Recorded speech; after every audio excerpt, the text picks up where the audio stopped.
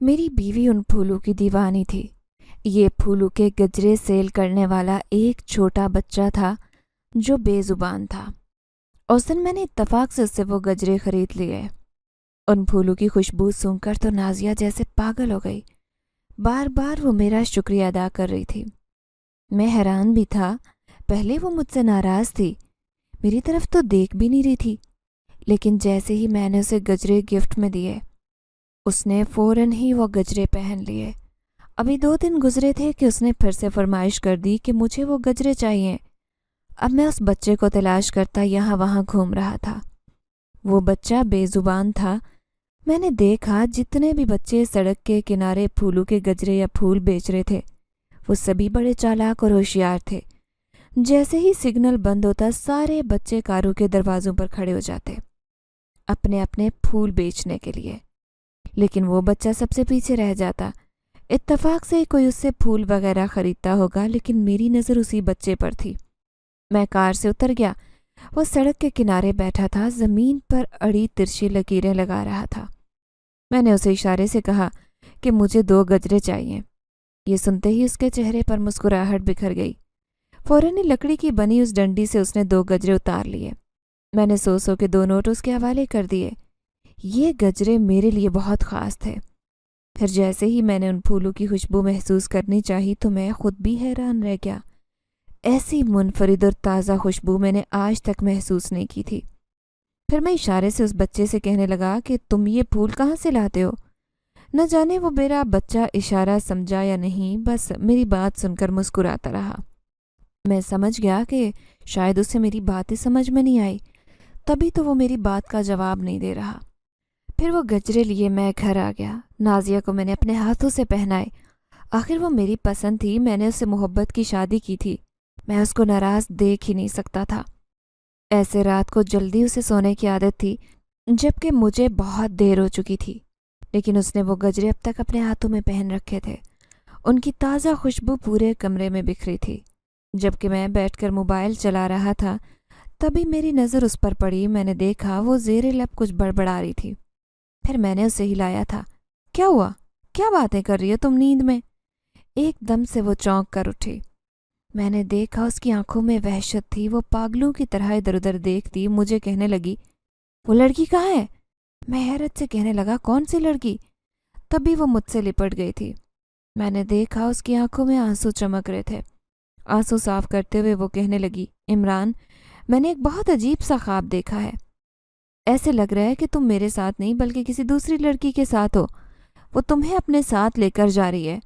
یہ سن کر میں آدھی رات کو اس کی بات پر زور سے ہنسا تھا۔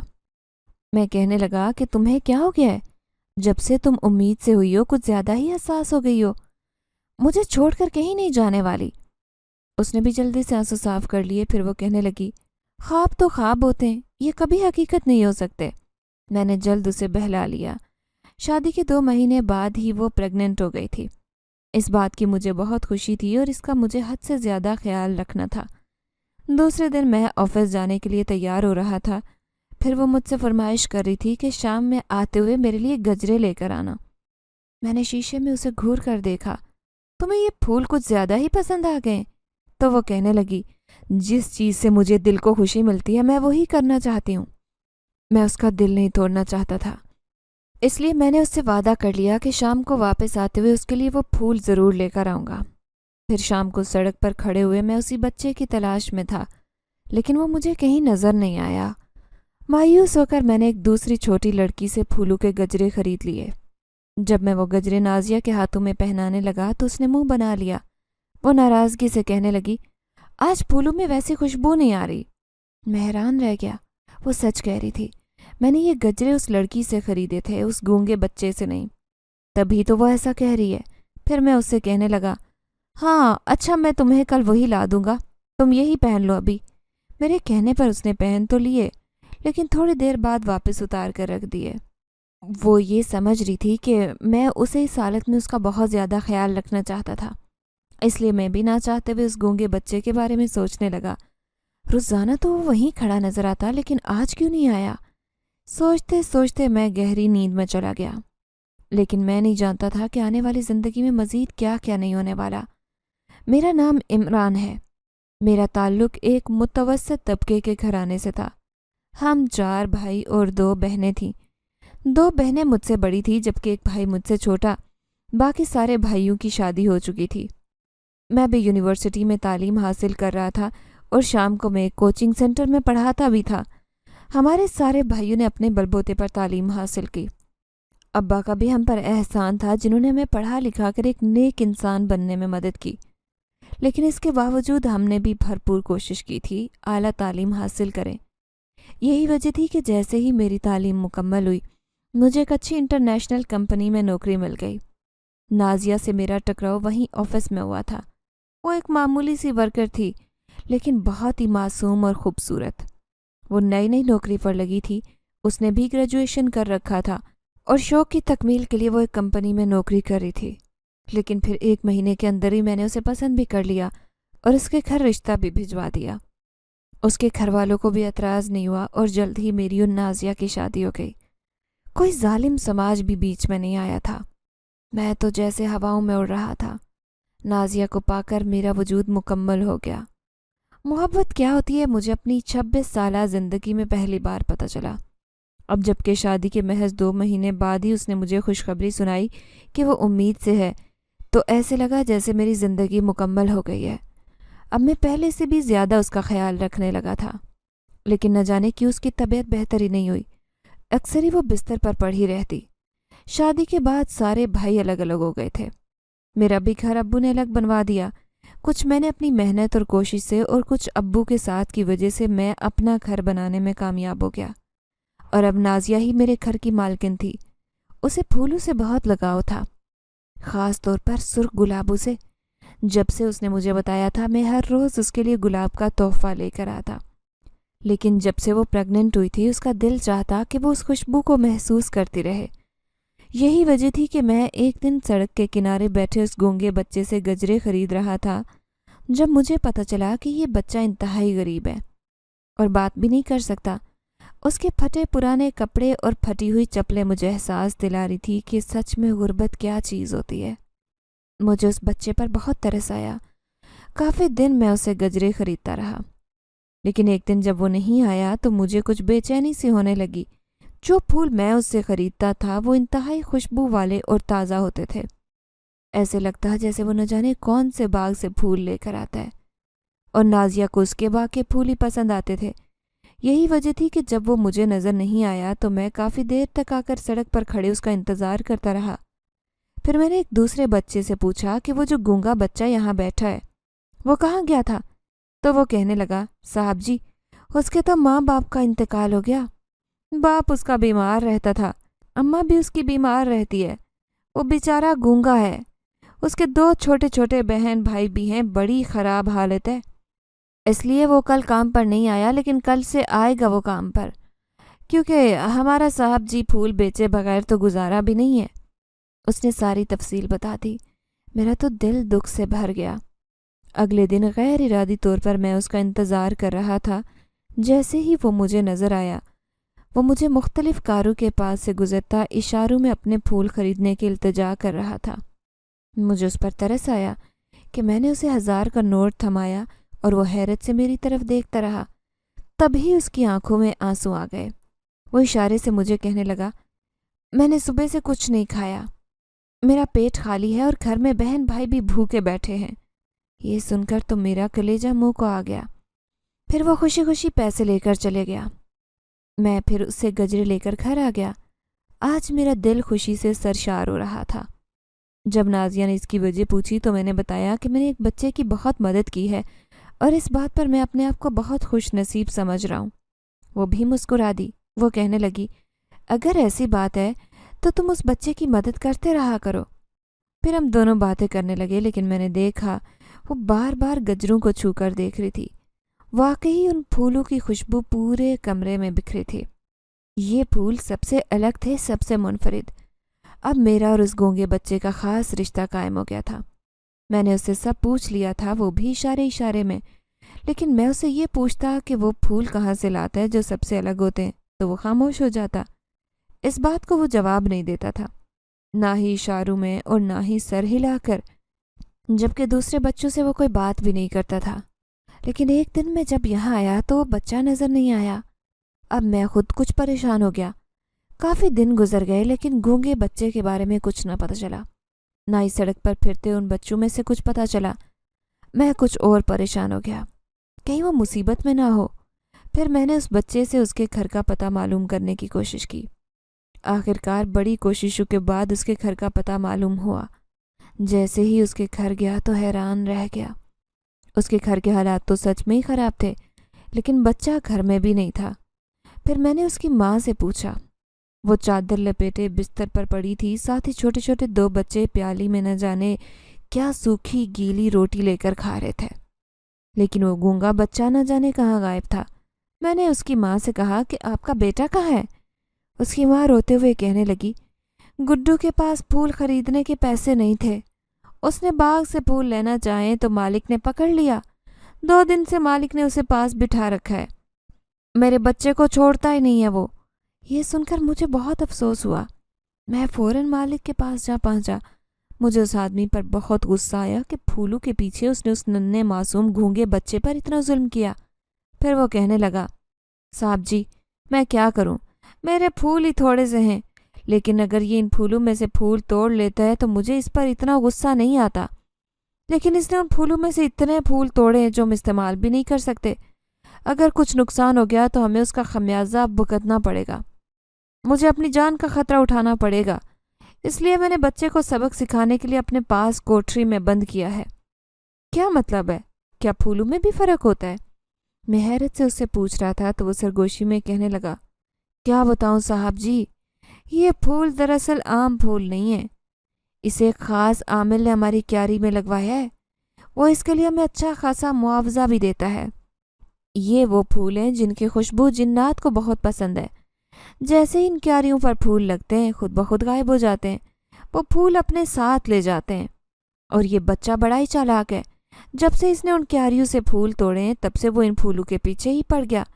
हर बार उन फूलों को चुरा कर भाग जाता है, लेकिन आज मैंने उसे पकड़ लिया और अपने पास बिठा लिया। अब आप ही उसे समझाना कि आइंदा इन फूलों को हाथ ना लगाए, वरना उसका अंजाम भी अच्छा नहीं होगा। मैं हैरत से उसकी अजीबो गरीब दास्तान सुन रहा था। गो कि मैं एक पढ़ा लिखा इंसान था, मुझे ऐसी बातों पर यकीन नहीं था।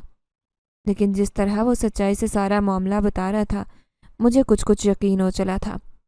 फिर मैं उससे कहने लगा, क्या तुम एक दफ़ा मुझे उन फूलों को दिखा सकते हो? मैं भी उन्हें देखना चाहता हूँ। जैसे ही वो माली मुझे उन फूलों के पास ले गया तो मैं तो हैरान रह गया। ये फूल और उनकी खुशबू चारों तरफ बिखरी थी, लेकिन ये खुशबू बिल्कुल वैसी थी जैसी उन गजरों में से आती। इसका मतलब था कि ये माली झूठ नहीं कह रहा। ये बच्चा सच में ही उन क्यारियों के फूल ही गजरों में सजा कर बेचता है। अब मेरे दिल में अजीब से वहम पैदा हो रहे थे। मैंने माली से सिफारिश की कि बच्चे को छोड़ दो। वो गूंगा बच्चा मेरे साथ साथ ही चल रहा था, लेकिन वो बार बार पलट कर उन फूलों को देखता। वो बेजुबान था, मुझे कुछ बता भी नहीं सकता था, लेकिन मैंने देखा उसकी आंखों में कुछ सवाल थे। वो पीछे पलटकर किसी को ऐसे देख रहा था जैसे कोई उसे नजर आ रहा हो। बड़ी मुश्किल से मैं उसे समझा चुका था कि अब वो यहाँ आना छोड़ दे, वरना माली उसके साथ बहुत बुरा सलूक करेगा। वो न जाने मेरी बात समझा था या नहीं, लेकिन खामोश गर्दन हिला रहा था, ना ही कोई इशारे कर रहा था। लेकिन एक बात सोचकर मेरा दिल धक से रह गया था कि ये गजरे नाजिया इस्तेमाल करती थी, और वो इस हाल से थी। क्या सच में ये फूल जिन्नात के थे और इन फूलों को जिन्नात इस्तेमाल करते थे? मैं ये सोचने पर मजबूर था। फिर मैंने सर झटक दिया कि मुझे ऐसा कुछ नहीं सोचना चाहिए, और ना ही मैं ये बात नाजिया को बताऊंगा। लेकिन अब मैं उस गूंगे बच्चे की मदद करने लगा। जब भी मुझे तनख्वाह मिलती मैं उसके घर में राशन डलवा देता। मैंने देखा कि वो फिर भी अभी भी वही फूल बेच रहा था, लेकिन जब भी मैं ये गजरे खरीद कर नाजिया के हाथों में पहनाता तो वो उन्हें फेंक देती और कहती कि ये खुशबू वाले नहीं हैं, मुझे वही खुशबू वाले फूल चाहिए जो तुम लेकर आते थे। हमें सर थाम कर रह जाता।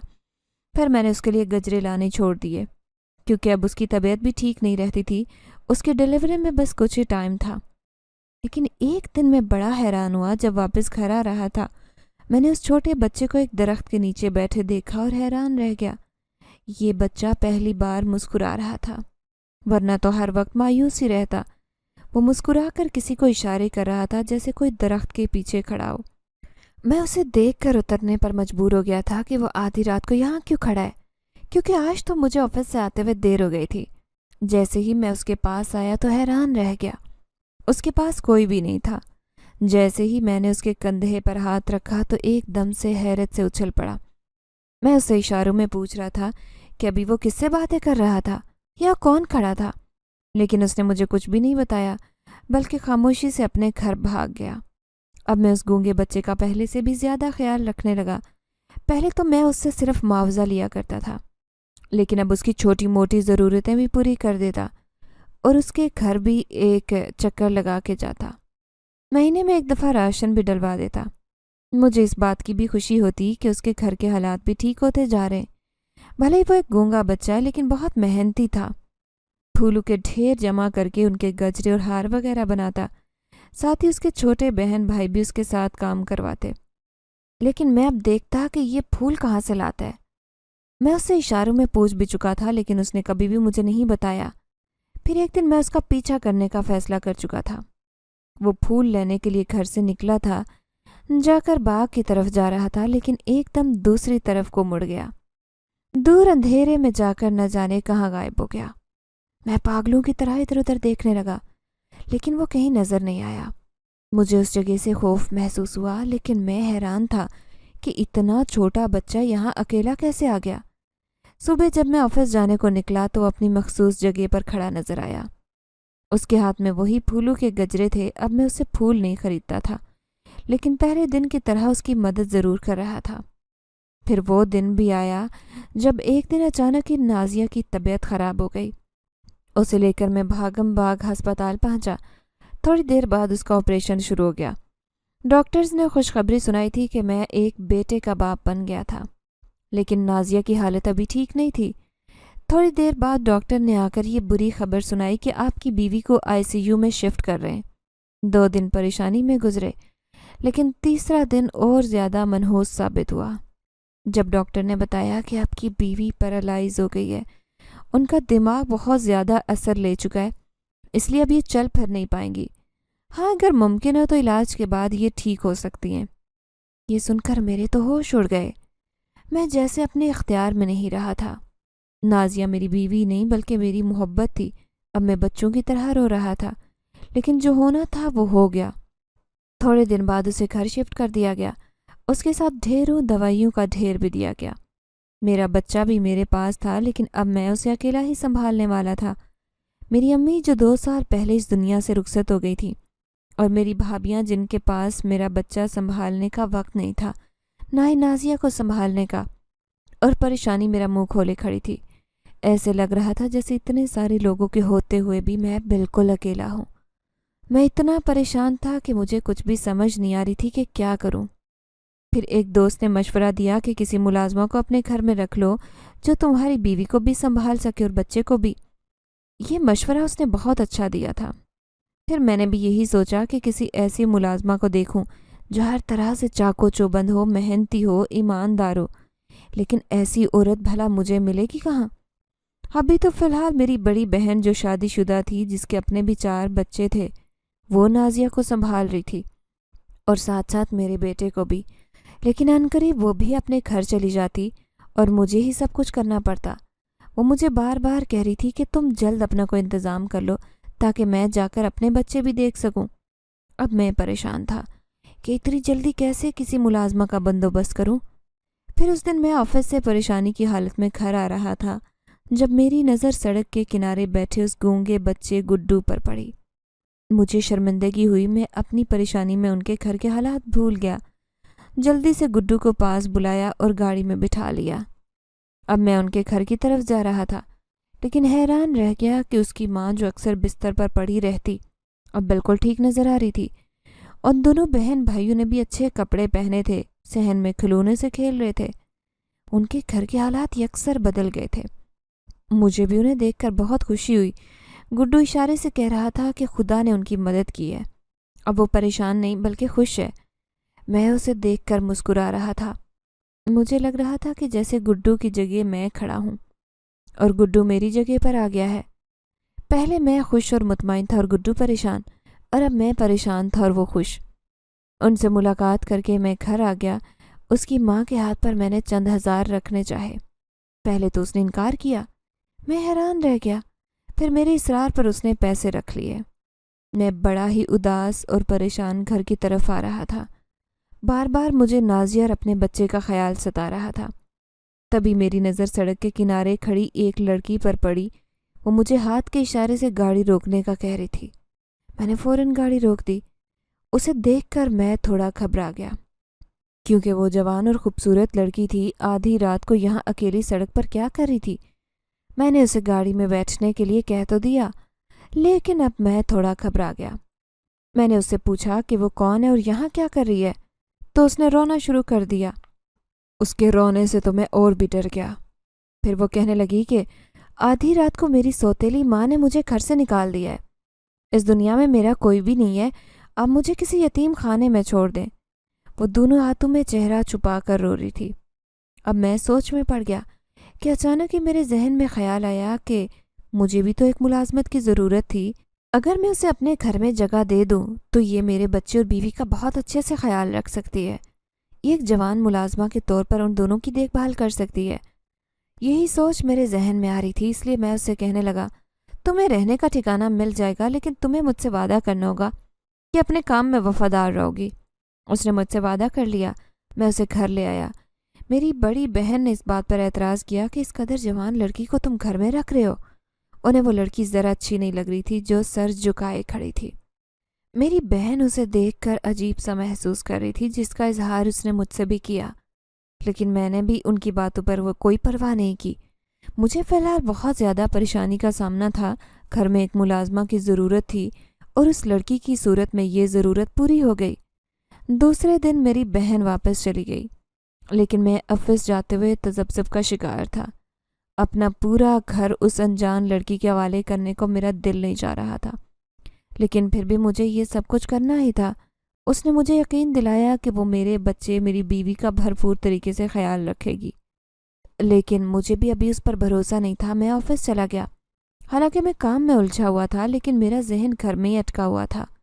نہ جانے وہ نازیہ کے ساتھ کیا سلوک کر رہی ہوگی اور میرے بچے کے ساتھ کیا کر رہی ہوگی، کہیں اس کا تعلق کسی ڈاکوؤں کے گروہ سے نہ ہو۔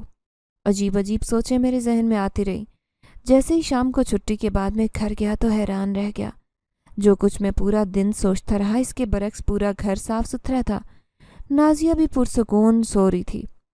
وہ بات نہیں کر سکتی تھی، بلکہ پوری طرح سے محتاج ہو چکی تھی، جبکہ بچہ سکون سے سو رہا تھا اور کچن سے لذیذ کھانے کی خوشبوئیں آ رہی تھی۔ میں حیران رہ گیا۔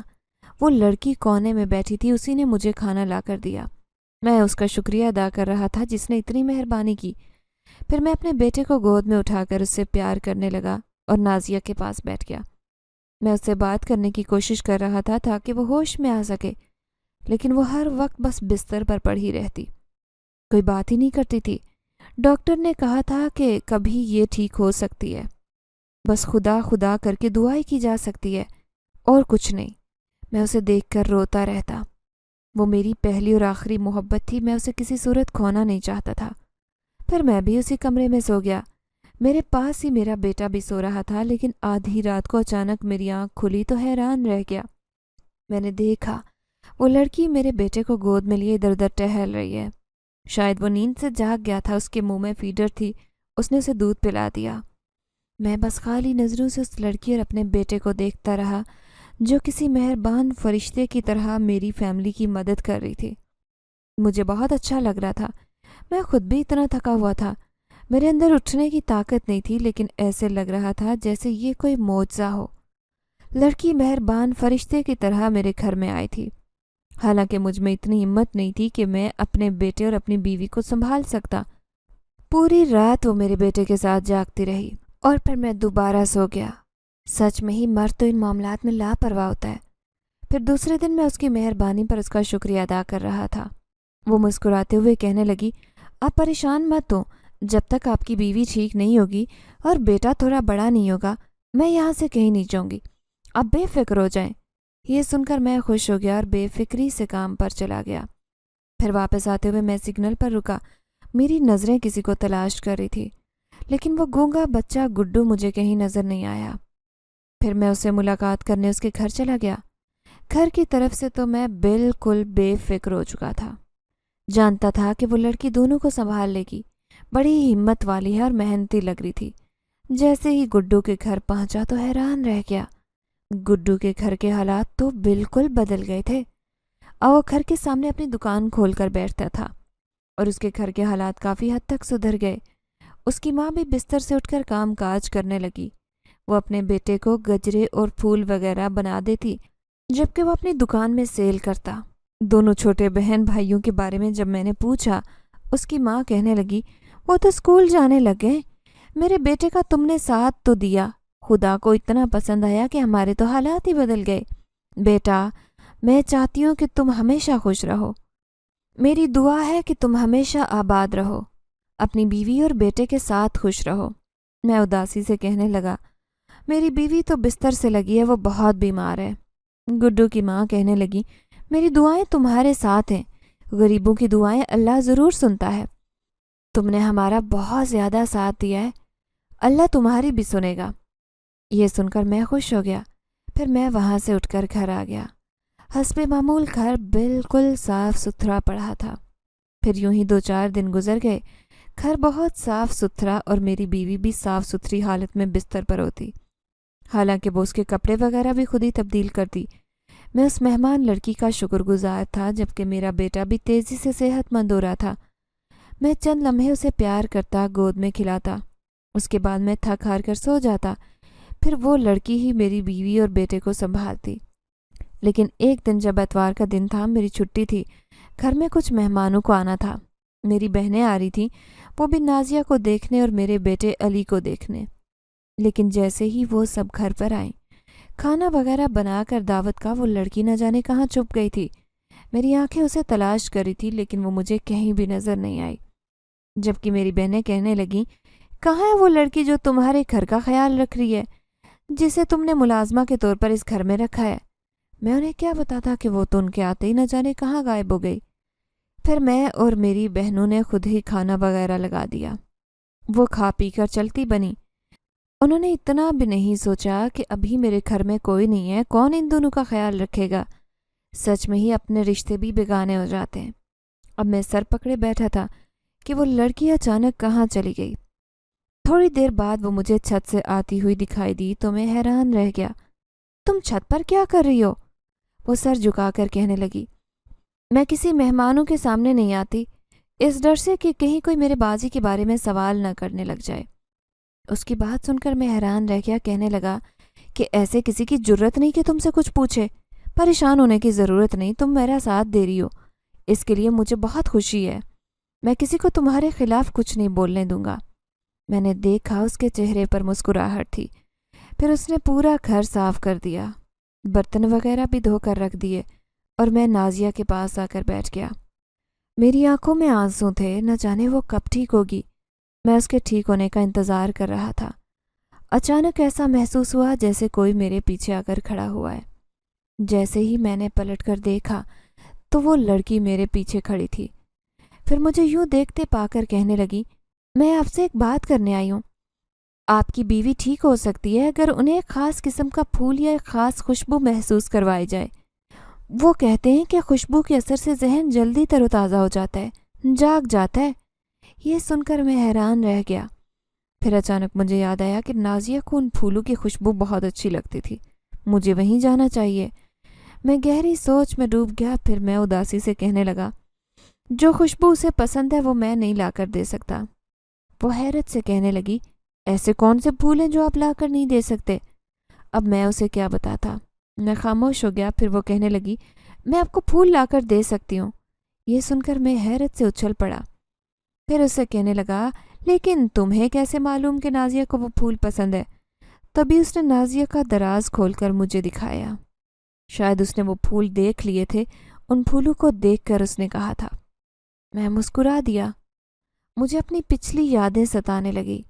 پھر اگلے دن میں گڈو کے پاس پہنچ گیا۔ میں اسے اشاروں میں کہنے لگا کہ مجھے اسی باغ کے مالک کے پاس لے کر جاؤ، مجھے وہی پھول چاہیے۔ میری باتیں سن کر وہ توبہ توبہ کرنے لگا۔ اس کا کہنا تھا کہ مالک بہت ذلیل کرے گا، لیکن میں اس کے ساتھ نہیں جانا چاہتا تھا۔ پھر بھی وہ مجھے کہنے لگا کہ وہ مجھے وہیں لے کر جائے گا۔ سامنے ہی وہ مالی بیٹھا تھا جو اس باغ میں کام کرتا تھا، جس نے مجھے حقیقت بتائی تھی، جس کی وجہ سے اس نے گڈو کو 3-4 دن اپنے پاس قید کر کے رکھا تھا۔ وہ مجھے دیکھ کر کہنے لگا، آپ یہاں؟ میں کہنے لگا، مجھے وہ گلاب کے پھول چاہیے، ایک مریض کے لیے، وہ بہت بیمار ہے، کیا تم اتنی مہربانی کرو گے؟ وہ کہنے لگا، نہیں نہیں، میں بغیر اجازت کے ایک پھول بھی نہیں دے سکتا، یہ پھول کسی کی امانت ہے۔ میں نے اس کی بہت منتیں کی، لیکن اس نے پھول دینے سے صاف انکار کر دیا۔ میری مایوسی انتہاؤں کو چھو رہی تھی۔ مجھے شدید رونا آ رہا تھا کیونکہ میرے گھر کے حالات اس قدر خراب ہو چکے تھے۔ نازیہ ٹھیک ہونے کا نام نہیں لے رہی تھی، جبکہ بچہ ابھی چھوٹا تھا۔ میں جانتا تھا کہ وہ لڑکی کبھی نہ کبھی تو گھر چھوڑ کر چلی جائے گی، پھر میں کس کے سہارے ان دونوں کو چھوڑ کر جایا کروں گا؟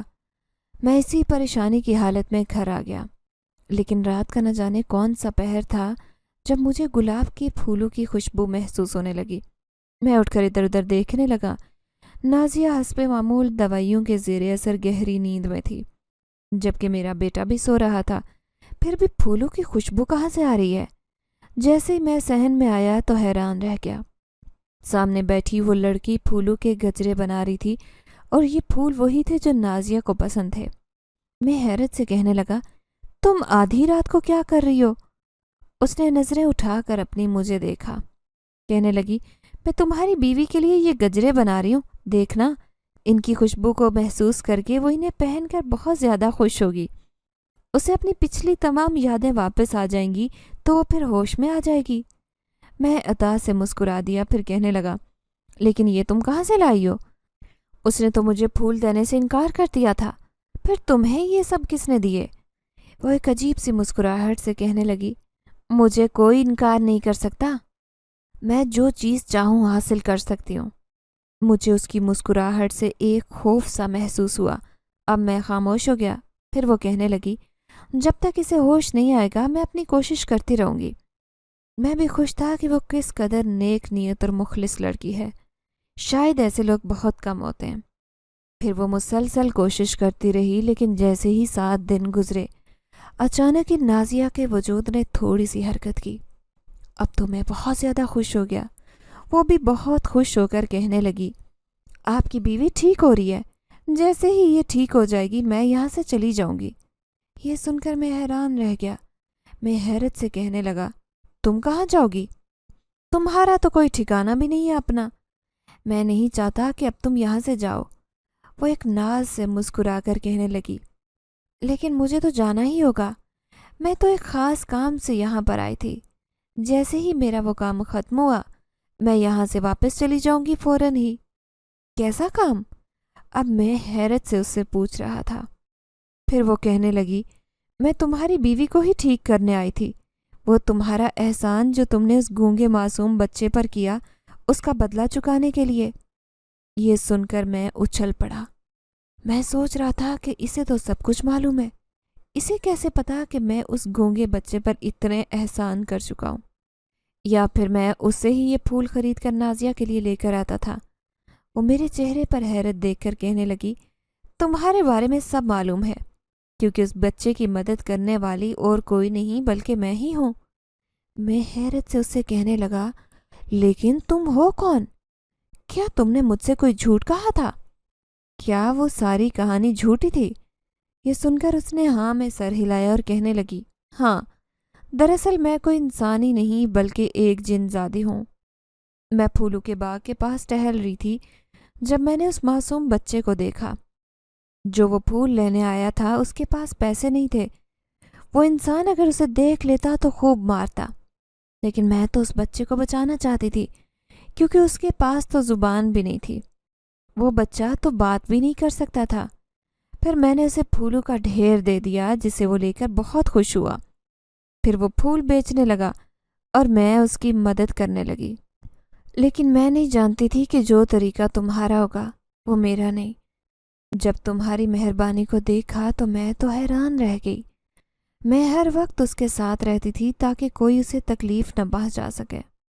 یہ سچ ہے کہ میں تو تمہیں دیکھتے ہی حیران رہ گئی کہ تم جیسا نیک انسان بھی اس دنیا میں ہے جو اس گونگے بچے کی اتنی مدد کر سکتا ہے، ورنہ ہمیشہ میں نے لوگوں کو اسے جھڑکتے اور ڈانٹتے ہی دیکھا۔ پھر جس طرح تم مدد کرنے لگے اسی طرح میں بھی اس بچے کی مدد کرنے لگ گئی۔ چوری چھپے ان کے پاس میں پیسے رکھتے تھی۔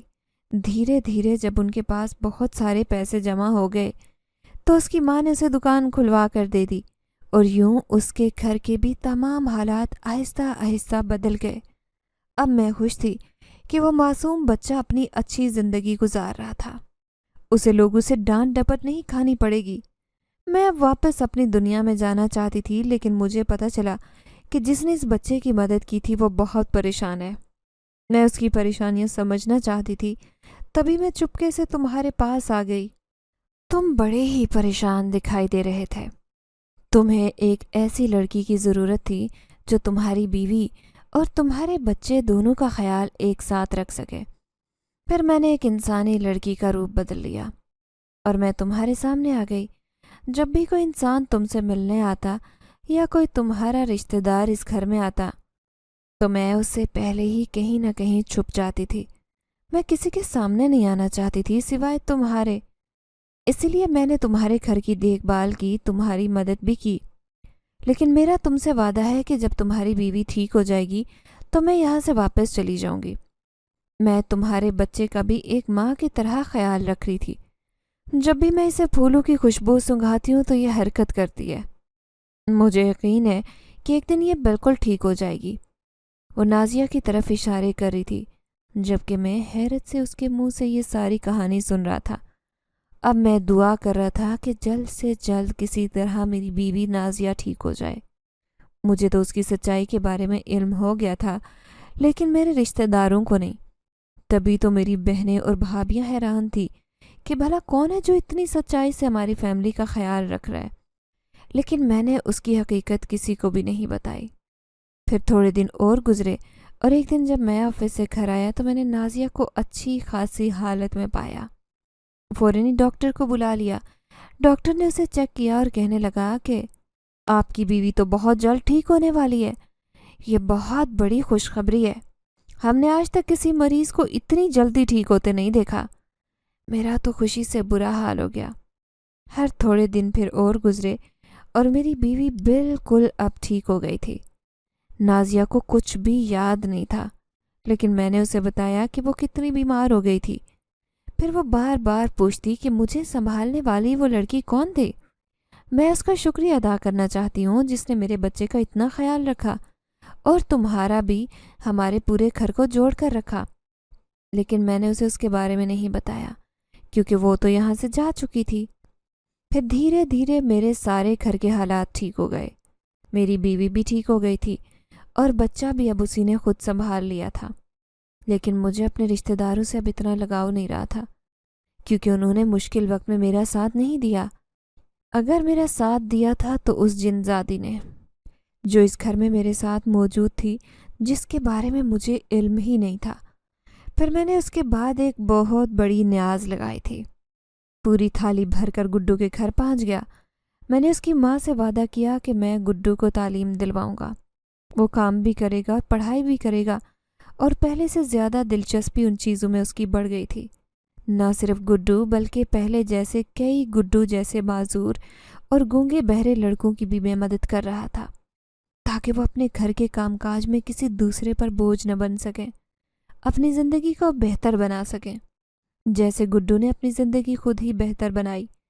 کبھی کبھی اکیلے بیٹھ کر میں حیرت سے سوچتا کہ میری معمولی سی نیکی میرے اتنے کام کر گئی، یہاں تک کہ میرا گھر اجڑنے سے بچا لیا۔ وہ نہ جانے کہاں ہوگی، لیکن میں ایک بار اس کا شکریہ ضرور ادا کروں گا۔ کبھی کبھی دل چاہتا ہے کہ میں اسی باغ کے پاس جا کر دیکھوں جس کے مالی نے مجھے بتایا تھا کہ اس باغ کا ایک حصہ جنات کی ملکیت ہے اور وہ سارے پھول وہی لے کر جاتے ہیں۔ شاید وہ جن زادی بھی وہی پھول لینے اس باغ میں آتی ہوگی۔ اس کی نظر گڈو پر پڑی ہوگی۔ ویسے وہ کتنی مہربان اور نیک طبیعت کی مالک تھی۔ اس نے میرا کتنا زیادہ ساتھ دیا۔ آج بھی نازیہ اس کے بارے میں پوچھتی رہتی ہے، لیکن میں نے اسے کبھی بھی نہیں بتایا۔ کہ وہ کون تھی، اب میرا بیٹا 4 سال کا ہو گیا تھا۔ پھر میں نے نازیہ کو اولاد پیدا کرنے کے لیے مجبور نہیں کیا، کیونکہ میں جانتا تھا کہ اس کی پہلے کیا حالت ہو گئی تھی۔ وہ میری محبت تھی اور ہمیشہ میں اسے اپنے ساتھ دیکھنا چاہتا تھا۔ یہی وجہ تھی کہ میں اس کا پہلے سے بھی زیادہ خیال رکھتا۔ شاید یہی میرے دل کی نیکی اور مہربانی تھی جو اس نیک جن زادی کو اتنی پسند آئی کہ اس نے میرے پورے گھر کو سنبھال لیا تھا، اور مجھے معلوم بھی نہیں ہوا اتنے دن سے وہ میرے گھر میں رہ رہی تھی۔ اب آہستہ آہستہ گڈو بھی جوانی کی دہلیز پر قدم رکھ چکا تھا، لیکن اب مجھے اتنا یقین ہے کہ جیسے ہی گڈو جوان ہوگا تو اپنے گھر کو بہت اچھے سے سنبھال لے گا۔